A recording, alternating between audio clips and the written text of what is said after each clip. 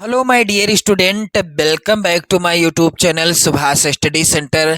Class 10th के जितने भी मेरे प्यारे बच्चे 24 फरवरी को हिंदी विषय का पेपर देंगे, आज के इस वीडियो में मैं लेकर के आ चुका हूं आप सभी के लिए आपकी बोर्ड परीक्षा यानी 24 फरवरी हिंदी विषय के लिए एक हिंदी विषय का बिल्कुल वायरल मॉडल पेपर।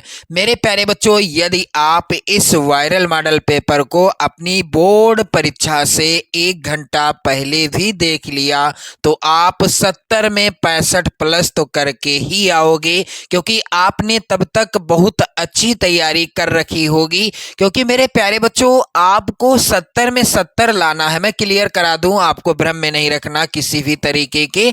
70 में 70 यदि आपको लाना है तो आपको मेहनत करना पड़ेगा। ऐसे ही 70 में 70 नहीं आते, 70 में 65 लाना भी यानी 70 में 65 प्लस लाना भी आपको लिए इसके लिए भी आपको इसके लिए भी मेहनत करना पड़ेगा। किसी तरह के झांसे में मैं आपको नहीं रखने वाला। तो जितने भी प्यारे बच्चे आज के इस वीडियो को देख रहे हैं, सबसे पहले आप लोग जान लो 70 में 70 तभी आएंगे जब आपने बेहतर तैयारी की होगी। इसके लिए आप इस मॉडल पेपर को भी सॉल्व कर सकते हैं, क्योंकि ये मॉडल पेपर आपकी बोर्ड परीक्षा 24 फरवरी 2025 के लिए सबसे ज़्यादा इम्पोर्टेंट है। और ये मैं गारंटी लेता हूं आप सभी से कि इस मॉडल पेपर से बिल्कुल 100% प्रश्न आएंगे। तो चलिए मेरे प्यारे बच्चों, यहाँ पर कोड याद कर लें आप लोग। 801 AF कोड का मॉडल पेपर है और यहाँ पर आपको अपना अनुक्रमांक यानी रोल नंबर लिखना है। जो भी आपका रोल नंबर होगा आपके एडमिट कार्ड पर लिखा होगा, यहाँ पर आप अपना नाम लिख दीजिएगा। बोर्ड परीक्षा देने जाओगे तो आपको एडमिट कार्ड और आधार कार्ड लेकर जाना है। इस चीज का आपको विशेष ध्यान देना है। मेरे प्यारे बच्चों, बोर्ड एग्जाम में आपको 3 घंटे 15 मिनट का समय मिलेगा और पेपर का पूर्णांक रहेगा 70 अंकों का। चलिए यहाँ पर निर्देश या नोट के अंतर्गत ध्यान दें, क्योंकि इनको आपको पढ़ना है और इसी के अनुसार आपको बोर्ड एग्जाम देना है। प्रारंभ के 15 मिनट आपको मिलेंगे प्रश्न पत्र पढ़ने के लिए और आप अच्छे से पेपर पढ़िएगा। जिस प्रश्न का आंसर आपको बिल्कुल क्लियर आता है उसको सबसे पहले करेंगे। सभी प्रश्न करना अनिवार्य है। यह प्रश्न पत्र 2 खंडों में, खंड आ और खंड बा में विभक्त है। पेपर कितने खंडों में विभक्त है? 2 खंडों में।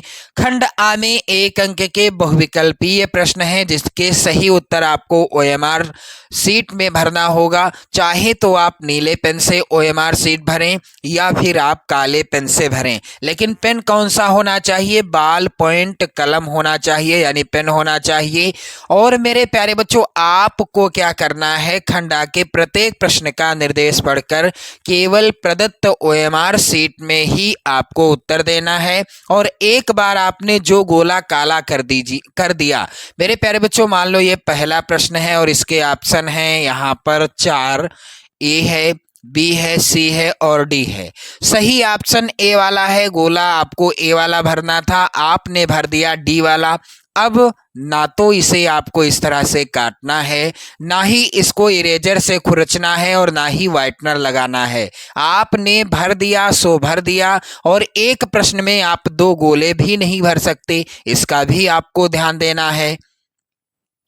तो मेरे प्यारे बच्चों, प्रश्न के अंक उसके सम्मुख अंकित होंगे। कौन सा प्रश्न कितने नंबर का होगा? 1 नंबर का या 3 नंबर का, 4 नंबर का, 5, 6, 7, 8 नंबर का, इसका भी विवरण दिया रहेगा। खंड बा में 50 अंक के वर्णनात्मक प्रश्न आएंगे और इन प्रश्नों का उत्तर आपको बोर्ड एग्जाम की कॉपी पर लिखना होगा। मेरे प्यारे बच्चों, खंड बा में सभी प्रश्नों के उत्तर एक साथ ही आपको करना होगा। प्रथम प्रश्न से आरंभ कीजिएगा तथा अंतिम प्रश्न तक करते जाइएगा। जो प्रश्न आपको नहीं आता है उस पर आपको अपना समय नष्ट नहीं करना है। चलिए मेरे प्यारे बच्चों, खंड आ के बहुविकल्पी प्रश्नों की ओर बढ़ते हैं और 24 फरवरी को बिल्कुल 100% आप लिखित रूप में ले सकते हैं। यहां से प्रश्न बिल्कुल 100% आएंगे। एक प्रश्न से मैं आपके कई प्रश्न क्लियर कराता चलूंगा। वीडियो को बिल्कुल लास्ट तक देखिएगा आप सभी लोग। तो चलिए पहला प्रश्न है, गबन किस विधा की रचना है? गबन किस विधा की रचना है मेरे प्यारे बच्चों? तो मैं आपको बता दूं, गोदान, गबन, सेवा सदन, सेवा सदन, निर्मला, रंगभूमि, कर्मभूमि। गोदान, गबन, सेवा सदन, निर्मला, रंगभूमि, कर्मभूमि। मेरे प्यारे बच्चों, ये जो हैं ये सभी उपन्यास विधा पर आधारित रचनाएं हैं। और इनके लेखक कौन हैं तो आप लोग याद कर लेना, मुंशी प्रेमचंद जी के द्वारा लिखे गए ये सभी उपन्यास हैं। कौन कौन से? गोदान है, गबन, सेवा सदन, निर्मला, रंगभूमि और कर्मभूमि। अगला प्रश्न है, अथाह सागर के रचनाकार कौन हैं? मेरे प्यारे बच्चों, अथाह सागर के रचनाकार कौन हैं? तो यहाँ पर राइट आंसर क्या हो जाएगा? अथाह सागर किसकी रचना है?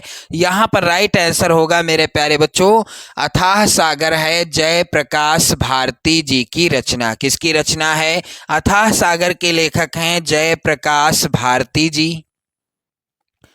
और मेरे प्यारे बच्चों, यदि प्रश्न आ जाए कि अथाह सागर किस विधा की रचना है तो यह है जयप्रकाश भारती जी के द्वारा लिखा गया निबंध। अथाह सागर किस विधा की रचना है? निबंध विधा पर आधारित रचना है। अगला प्रश्न है, निम्नलिखित कथनों में से कौन सा कथन सत्य है? तो चलिए यहाँ पर कथन पढ़िएगा। गुनाहों के देवता के रचनाकार मुंशी प्रेमचंद हैं। दूसरा कथन है, भारतेंदु हरिश्चंद्र आलोचना साहित्य के जनक माने जाते हैं। तीसरा कथन है, गेहूं और गुलाब निबंध के लेखक रामवृक्ष बेनीपुरी हैं। चौथा कथन है, ईर्ष्या तू न गई मेरे मन से के लेखक जयप्रकाश भारती हैं। तो चारों कथनों में से कौन सा कथन सही है? मेरे प्यारे बच्चों, सी वाला ऑप्शन सही है। गेहूं और गुलाब निबंध के लेखक कौन हैं? रामवृक्ष बेनीपुरी जी हैं। चलिए मेरे प्यारे बच्चों, अगला प्रश्न है, प्रेम सागर के रचनाकार कौन हैं? तो प्रेम सागर यह किसकी रचना है? लल्लू लाल जी की रचना है। बी वाला ऑप्शन सही होगा। अगला प्रश्न है, जगनिक रचनाकार हैं, यानी जगनिक की रचना का नाम क्या है? मेरे प्यारे बच्चों, राइट आंसर होगा, जगनिक की रचना है परमाल रासो। बी वाला ऑप्शन सही होगा। आप लोग यहाँ पर एक चीज याद कर लीजिएगा, परमाल रासो को आल्हा खंड भी कहते हैं। यदि प्रश्न आ जाए आल्हा खंड के रचनाकार कौन है तो जगनिक ही राइट आंसर होगा। चलिए अगला प्रश्न है, छायावाद युग की प्रमुख प्रवृत्तियां हैं। तो छायावाद युग की प्रमुख प्रवृत्तियां पूछा जाए या विशेषता पूछा जाए, राइट आंसर क्या होगा? यहाँ पर राइट आंसर होगा मेरे प्यारे बच्चों, श्रृंगार और प्रेम वेदना। बी वाला ऑप्शन सही होगा। चलिए अगला प्रश्न है, लहर किस युग की रचना है? तो लहर सबसे पहले तो आप लोग जान लो किसकी रचना है। लहर के रचनाकार हैं जयशंकर प्रसाद जी। अब जयशंकर प्रसाद जी किस युग के कवि हैं? ये हैं छायावाद युग के कवि, इसलिए रचना किस युग की है? छायावाद युग की रचना है। मेरे प्यारे बच्चों, अगला प्रश्न है, हंस पत्रिका के संपादक कौन हैं? तो आप लोग ध्यान दें, हंस और मर्यादा एक पत्रिका का नाम आप लोग और याद कर लो। हंस और मर्यादा पत्रिका के संपादक हैं मुंशी प्रेमचंद। यहाँ पर पहला ही ऑप्शन क्या होगा? सही होगा। चलिए मेरे प्यारे बच्चों, अगला प्रश्न है, दीपदान किस विधा की रचना है? तो दीपदान मेरे प्यारे बच्चों है किस विधा की रचना? यह है एकांकी विधा पर आधारित रचना। और दीपदान के रचनाकार कौन हैं? डॉक्टर राम कुमार वर्मा। डॉक्टर राम कुमार वर्मा जी हैं दीपदान एकांकी के लेखक। और इन्हें एकांकी सम्राट भी कहा जाता है। एक चीज और आप लोग याद कर लीजिएगा, एकांकी सम्राट किसे कहा जाता है? तो डॉक्टर राम कुमार वर्मा जी को एकांकी सम्राट भी कहा जाता है। चलिए मेरे प्यारे बच्चों, अगला प्रश्न यहाँ पर है, बिहारी किस युग के कवि हैं? बिहारी लाल किस युग के कवि हैं? तो राइट आंसर होगा बिहारी लाल रीतिकाल के कवि हैं। और रीतिकाल के कवि ये जो हैं बिहारी लाल जी हैं, इनकी प्रसिद्ध रचना कौन सी है? बिहारी सतसई। बिहारी सतसई इनकी प्रसिद्ध रचना है, जिसमें कितने दोहे हैं? बिहारी सतसई में 719 दोहे हैं। कितने? 719 दोहे हैं मेरे प्यारे बच्चों। और इस रचना के लिखने मात्र से ही बिहारी लाल को रीतिकाल का महान कवि माना जाता है, क्योंकि इनके एक एक दोहे में गागर में सागर भरने का प्रयास किया है बिहारी लाल जी ने। चलिए आगे बढ़ते हैं। अगला प्रश्न है, नाना वाहन नाना वेशा दिहसे शिव समाज निज देखा, को मुखहीन विपुल मुख काहू, बिनु पद कर को बहुपद बाहू। मेरे प्यारे बच्चों, दिए गए उदाहरण में कौन सा रस है? तो चलिए यहाँ से एक और प्रश्न आप लोग क्लियर कर लें। करुण रस का स्थायी भाव क्या होता है? शोक होता है। वीर रस का स्थायी भाव क्या होता है? उत्साह होता है। शांत रस का स्थायी भाव क्या होता है? निर्वेद होता है। और हास्य रस का स्थायी भाव क्या होता है? हास होता है। तो मेरे प्यारे बच्चों, यहाँ पर ध्यान दीजिएगा, बिहसे यानी बिहसे का अर्थ क्या होता है? हंसना। तो यहाँ पर जो उदाहरण दिया गया है इसमें हास्य रस है, और हास्य रस का स्थायी भाव होता है हास। चलिए आगे बढ़ते हैं। अगला प्रश्न है, यहीं कहीं पर बिखर गई वह भग्न विजय माला सी। मेरे प्यारे बच्चों, उपर्युक्त पंक्ति में कौन सा अलंकार है? तो यहीं कहीं पर बिखर गई वह भग्न विजय माला सी, यानी रानी लक्ष्मीबाई की तुलना की जा रही है विजय माला के समान, यानी विजय माला से की जा रही है। इसलिए मेरे प्यारे बच्चों, यहाँ पर है उपमा अलंकार। डी वाला ऑप्शन सही होगा। चलिए आगे बढ़ते हैं। अगला प्रश्न है, रोला छंद किस प्रकार का छंद है? तो रोला छंद होता है सममात्रिक छंद। अगला प्रश्न है, निर्जन शब्द में किस उपसर्ग का प्रयोग किया गया है? तो मेरे प्यारे बच्चों, यहाँ पर डी वाला ऑप्शन सही होगा। निर्जन शब्द में निर उपसर्ग का प्रयोग किया गया है। भलाई में प्रत्यय क्या है? तो भलाई में आई प्रत्यय है। यहाँ पर बी वाला ऑप्शन सही हो जाएगा। राजा रानी में कौन सा समास है? तो जहां पर जिस उदाहरण में पहला पद और दूसरा पद, पहला और दूसरा दोनों पदों की क्या होती है? प्रधानता होती है, वहां पर मेरे प्यारे बच्चों क्या होता है? वहां पर होता है द्वंद्व समास। यहाँ पर ए वाला ही ऑप्शन सही हो जाएगा। चलिए आगे बढ़ते हैं। अगला प्रश्न है, त्वाम शब्द विभक्ति एवं वचन है। त्वाम शब्द का जो है विभक्ति क्या है और ये किस वचन में है? तो मेरे प्यारे बच्चों, आप लोग ध्यान दें। इस प्रश्न का राइट आंसर होगा द्वितीया विभक्ति एक वचन। यहाँ पर डी वाला ऑप्शन सही हो जाएगा। अगला प्रश्न है, मेरे प्यारे बच्चों, मैंने दूध नहीं पिया कैसा वाक्य है? तो यह वाक्य कैसा वाक्य है? निषेधात्मक वाक्य है।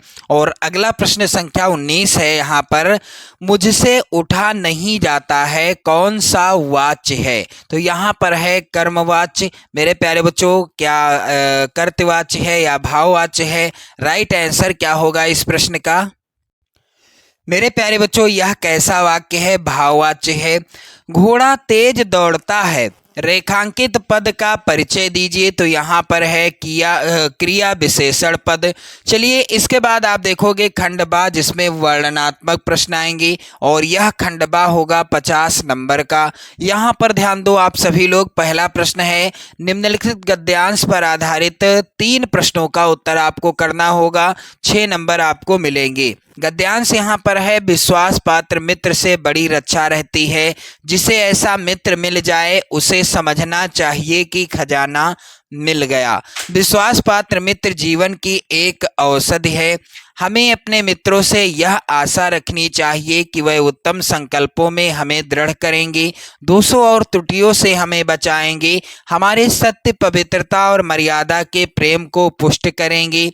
जब हम कुमार्ग पर पैर रखेंगे तब वह हमें सचेत करेंगे, जब हम हतोत्साहित होंगे तब वह हमें उत्साहित करेंगे। सारांश यह है कि वह हमें उत्तमता पूर्वक जीवन निर्वाह करने में हर प्रकार से सहायता देंगे। सच्ची मित्रता में उत्तम से उत्तम वैद्य की सी निपुणता और परख होती है, अच्छी से अच्छी माता का सा धैर्य और कोमलता होती है। ऐसी ही मित्रता करने का प्रयत्न प्रत्येक पुरुष को करना चाहिए।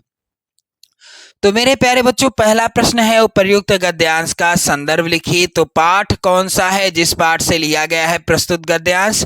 मित्रता पाठ है। और लेखक कौन है? आचार्य, यहाँ पर आप लोग ध्यान दें, आचार्य रामचंद्र शुक्ल जी हैं इस पाठ के लेखक। चलिए आगे बढ़ते हैं। यहाँ पर अगला प्रश्न है गद्यांश के रेखांकित अंश की व्याख्या कीजिए। तो जो रेखांकित अंश होगा उसी की व्याख्या करना है आपको। विश्वास पात्र मित्र को जीवन की औषधि क्यों कहा जाता है? तो गद्यांश से ही इस प्रश्न का आंसर आप क्लियर कर सकते हैं। मेरे प्यारे बच्चों, यहाँ पर अथवा में भी एक गद्यांश है। जो तरुण संसार के जीवन संग्राम से दूर हैं, उन्हें संसार का चित्र बड़ा ही मनमोहक प्रतीत होता है। जो वृद्ध हो गए हैं, जो अपनी बाल्यावस्था और तरुणावस्था से दूर हट आए हैं, उन्हें अपने अतीत काल की समृद्धि बड़ी सुखद लगती है। मेरे प्यारे बच्चों, आगे है गद्यांश में, वह अपने अतीत का ही स्वप्न देखते हैं। तरुणों के लिए जैसे भविष्य उज्जवल होता है, वैसे ही वृद्धों के लिए अतीत वर्तमान से दोनों को वर्तमान जो है दोनों को क्या होता है? असंतोष होता है वर्तमान से। तरुण भविष्य को वर्तमान में लाना चाहते हैं और वृद्ध जो होते हैं अतीत को खींचकर वर्तमान में देखना चाहते हैं। तरुण क्रांति के समर्थक होते हैं और वृद्ध जो होते हैं अतीत गौरव के संरक्षक होते हैं। तो इन्हीं दोनों के कारण वर्तमान सदैव क्षुब्ध रहता है। मेरे प्यारे बच्चों, पहला प्रश्न है उपर्युक्त गद्यांश का संदर्भ लिखिए। ये गद्यांश लिया गया है क्या लिखूं शीर्षक पाठ से। रचनाकार हैं पदुमलाल पुन्नालाल बख्शी। चलिए अगला प्रश्न, तरुण और वृद्ध दोनों क्या चाहते हैं? तो इसका उत्तर गद्यांश से ही आप कर लेंगे। इसके बाद अगला प्रश्न आएगा, निम्नलिखित में से किसी एक पद्यांश पर आधारित सभी प्रश्नों का उत्तर दीजिए। 6 नंबर का ये प्रश्न होगा। पहला पद्यांश है, निर्गुण कौन देश कौ बासी, मधुकर कहि समुझाई सौहृदय, बूझत साँच न हासी। को है जनक कौन है जननी, कौन नारी को दासी, कैसे बरन भेष है कैसो कहि रसमय अभिलाषी। पाओ गौ पुनि कियो आपनो, जौरे करोगे गासी, सुनत मौन होए रहो बावरो, सूर सबय मत नासी। मेरे प्यारे बच्चों, प्रश्न है यहाँ पर उपर्युक्त पद्यांश का संदर्भ लिखिए और रेखांकित अंश की व्याख्या कीजिए। तो प्रस्तुत जो पद्यांश है सूरदास जी के द्वारा रचित पद शीर्षक पाठ से लिया गया है। सूरदास जी का कोई भी पद आ जाए आपकी बोर्ड परीक्षा में तो आप देखेंगे सूरदास जी का नाम जरूर लिखा होगा लास्ट की लाइन में। यहाँ पर ध्यान दें, रेखांकित अंश की व्याख्या कीजिए। तो जो रेखांकित अंश है उसी की व्याख्या करिएगा। अगला है, पद्यांश में मधुकर शब्द किसके लिए प्रयुक्त हुआ है? तो भौरे के लिए यानी उद्धव के लिए मधुकर शब्द प्रयोग किया गया है। अथवा में भी पद्यांश इंपॉर्टेंट है आपकी 24 फरवरी 2025 बोर्ड परीक्षा के लिए। नभ में गर्वित झुकता न शीश, पर अंक लिए हैं दीन छार, मन गल जाता नत विश्व देख, तन सह लेता है कुलिस भार, कितने मृदु कितने कठिन प्राण। मेरे प्यारे बच्चों, यहाँ आप लोग ध्यान दें, यह लिया गया है हिमालय से शीर्षक कविता से। रचनाकार यानी हिमालय से शीर्षक कविता किसके द्वारा रचित है? महादेवी वर्मा जी के द्वारा। मेरे प्यारे बच्चों, एक चीज ध्यान देना, आपको किसी एक पद्यांश के नीचे दिए गए 3 प्रश्नों का उत्तर करना है आप सभी को।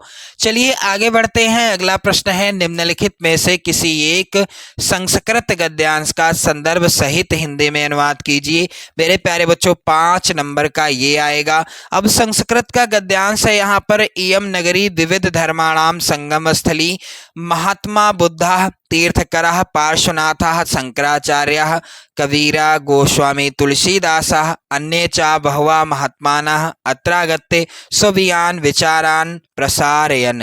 मेरे प्यारे बच्चों, पाठ का नाम तो यहाँ पर आप लोग ध्यान दें, इस गद्यांश का जो है कौन से पाठ से लिया गया है? यह गद्यांश वाराणसी पाठ से। अथवा में मेरे प्यारे बच्चों एक और पद्यांश है, चाहे तो आप अथवा को हल कर सकते हैं। और ये गद्यांश है मेरे प्यारे बच्चों, नागरिकः बहुकालं यावत् अचिन्तयत् परम पहेलिकायाः उत्तरम दातुम समर्था न अभवत्। मेरे प्यारे बच्चों, ये लिया गया है प्रबुद्धो ग्रामीणा शीर्षक पाठ से। अब यहाँ पर आप लोग ध्यान दीजिएगा, अगला प्रश्न है, दिए गए संस्कृत पद्यांश में से किसी एक का संदर्भ सहित हिंदी में अनुवाद करना है। 5 नंबर का ये प्रश्न आएगा। सर्वे भवन्तु सुखिनः सर्वे सन्तु निरामया सर्वे भद्राणि पश्यन्तु मा कश्चित् दुख भाग भवेत्। मेरे प्यारे बच्चों, ये लिया गया है किस पाठ से? भारतीय संस्कृति शीर्षक पाठ से। और यहाँ पर अथवा में भी है एक और पद्यांश, क्योंकि एक ही आपको करना है, अथवा वाला भी आप लोग ध्यान दें। माता गुरुतरा भूमि खात पितो उच्चतरा स्तथा। मेरे प्यारे बच्चों, ये जो है यहाँ पर पद्यांश लिया गया है जीवन सूत्राणि शीर्षक पाठ से। कोई एक आपको किसी एक का संदर्भ और हिंदी में अनुवाद करना है आप सभी को। चलिए मेरे प्यारे बच्चों, मनः शीघ्रतरा वातात चिंता बहुतरी तृणात, ये शेष पद्यांश था उसका।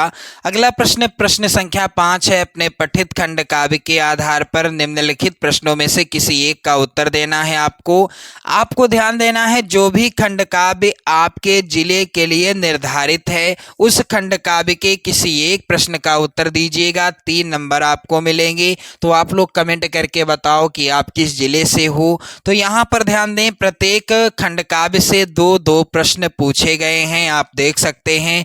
अगला प्रश्न संख्या 6 का इस तरह से है, दिए गए लेखकों में से किसी एक लेखक का जीवन परिचय आपको लिखना है, उनकी प्रमुख रचना का नाम लिखना है। 5 नंबर आपको मिलेंगे। तो जयशंकर प्रसाद, आचार्य रामचंद्र शुक्ल, पद्मलाल पुन्नालाल बख्शी, सबसे ज्यादा इंपॉर्टेंट जीवन परिचय हैं।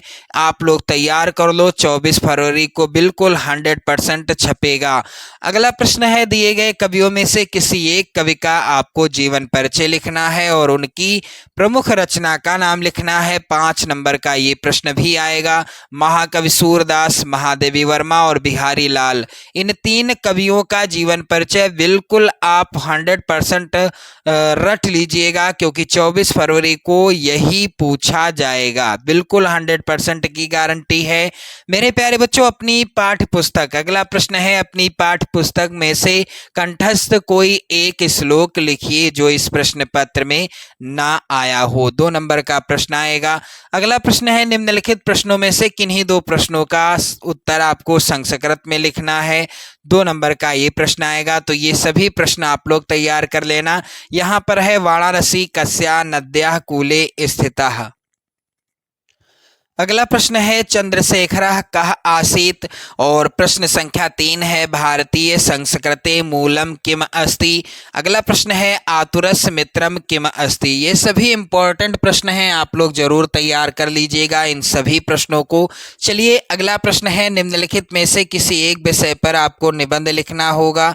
7 नंबर आपको यहाँ से मिलेंगे। तो मेरी प्रिय पुस्तक विज्ञान अभिशाप या वरदान, स्वदेश प्रेम या देश प्रेम, प्रदूषण की समस्या और समाधान, देशाटन से लाभ, इन सभी विषयों पर इम्पोर्टेंट हैं ये जो हैं विषय यहाँ पर, जिन पर आपको निबंध तैयार कर लेना है। 24 फरवरी को 100% यहाँ से निबंध पूछा जाएगा। मेरे प्यारे बच्चों, यहाँ पर प्रश्न संख्या 10 आप लोग ध्यान दें।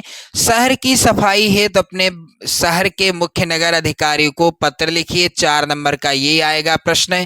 अथवा में प्रश्न है यहाँ पर, छात्रवृत्ति के लिए अपने प्रधानाचार्य को एक पत्र लिखिए। तो आप सभी लोग वीडियो को लाइक कर दें, शेयर कर दें। चैनल पर यदि आप नए हैं तो चैनल को भी सब्सक्राइब कर लें। और इसी तरह से 70 में 70 का यदि आपने टारगेट लिया है तो आपको मेहनत तो करना पड़ेगा मेरे प्यारे बच्चों, लेकिन आप 70 में 70 जरूर लेकर आओगे, क्योंकि आपने जो ठान लिया उसे आप पूरा जरूर करेंगे। इसके लिए थोड़ा मेहनत ही सही, क्योंकि अब आपका बोर्ड एग्जाम एकदम क्लियर है। 24 फरवरी को आपका हिंदी विषय का पेपर है। तो मेरे प्यारे बच्चों, एक बार जरूर शेयर कर दें आप सभी लोग इस वायरल मॉडल पेपर को।